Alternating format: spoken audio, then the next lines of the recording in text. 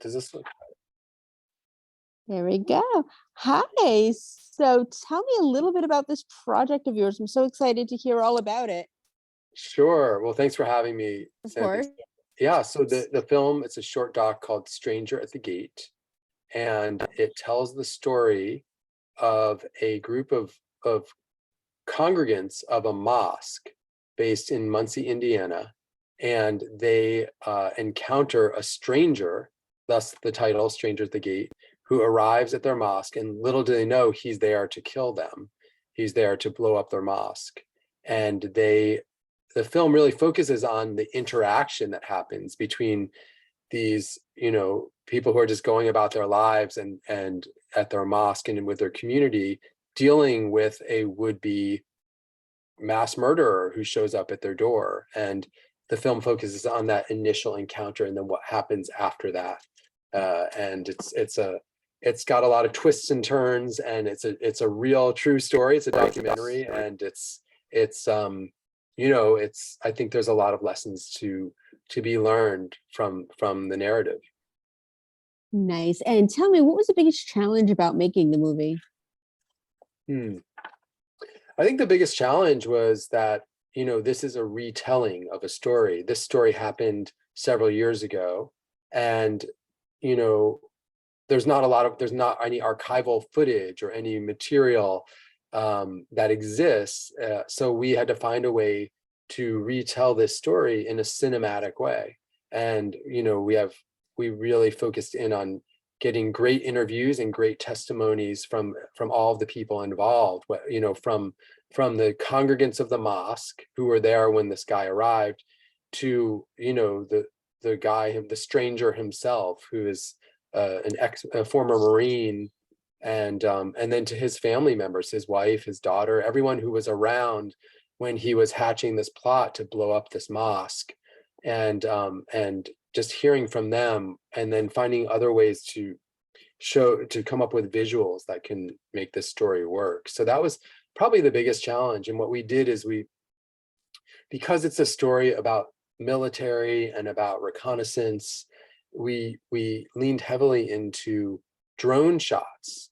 We see a lot of the scenes from above, looking down, and we used a lot of maps, and I think what that allows for is this sense of, I'm not big on reenactments.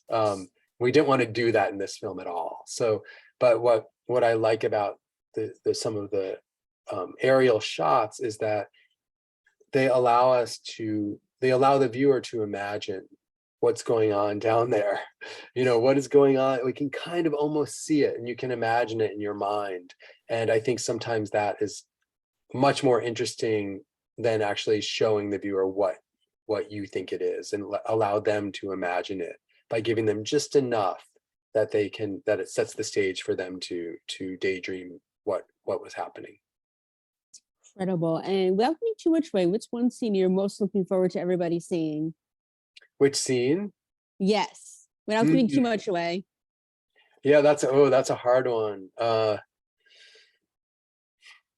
the ones I would want to talk about would give it away. Okay. Because there is a big twist that comes about a little further than halfway through. I think that's the moment I love the most, because when you watch it with an audience, you can hear often like a gasp in the room, and that's the part I like the most. But I just like I love getting to do live screenings with audiences and getting to just feel the reaction in the room. There are some lines, it's a very tense film. It's about a very serious thing, and I love it when people laugh during the film, because there are some funny moments that I think are really an opportunity for people to like sort of take a breath, and like it's like a little pressure valve, because people have said to me like that they forget to breathe when they're watching this film, and those moments of laughter I think are just really, I love anytime I can get humor into any story, but especially a really serious story, I think is an exciting challenge. Amazing. And how long is the film? I know you said it was a short, so how long is it? The film is 29 minutes long, and but I think it plays like a very complete movie. You know, people say that they're just like, how did you get so much into a half hour? And so, you know, we just tried to really tell a full story. And you know, it's interesting because we're getting some interest in an adaptation, a narrative adaptation, to make it into a movie. And you know, I think people watch it and they can see the movie version of it Yes, because it has such a complete arc to the story. that's incredible. I'm so excited about that. And what's next for you now that this is getting ready for everybody to see? And do you have any other projects on the docket? Yeah, well, you know, like I said, that this narrative adaptation is something we're focused on. You know, that's something we're working on now. So that could be something in the mix down the road. You know, it's hard to obviously turn a documentary into a movie. It doesn't happen overnight, but we're in talks about that. And then we're going to continue to do these kind of stories that, um, you know, my background is that I grew up as a as a boy in upstate New York. I faced a lot of anti-Semitism, and you know, kids call me names, Jew kike, Jewish Josh, threw pennies at me to remind me that Jews are cheap. And so I carried that with me. And after 9/11, when I saw some of my Muslim friends facing Islamophobia, I felt like I felt a connection. I felt an understanding of what they were going through. And I also felt like an obligation to do something. And so that's why about 8 years ago, I started making films that address Islamophobia and tell stories about American Muslims. And so this film, Stranger at the Gate, is actually the 25th short film I've made about this in this space.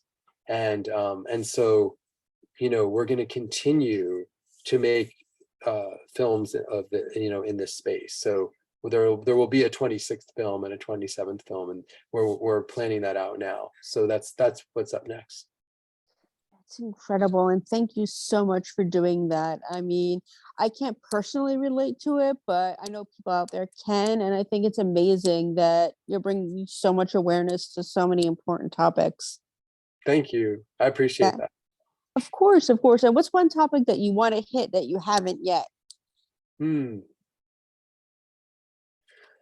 It's a really good question. Well, there's a story about um, a guy who was living in Texas right after 9/11, and he was the victim of a hate crime.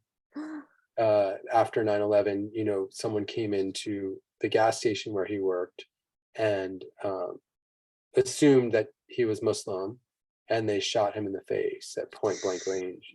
And he survived, and he has devoted his life to, you know, fighting for justice. And he is a really interesting character, and now he's fighting for recognition of victims of hate crimes after 9/11, which is something we haven't really talked about because there were thousands of people who, you know, were victims of hate crimes after that, after 9/11, especially Muslim Americans.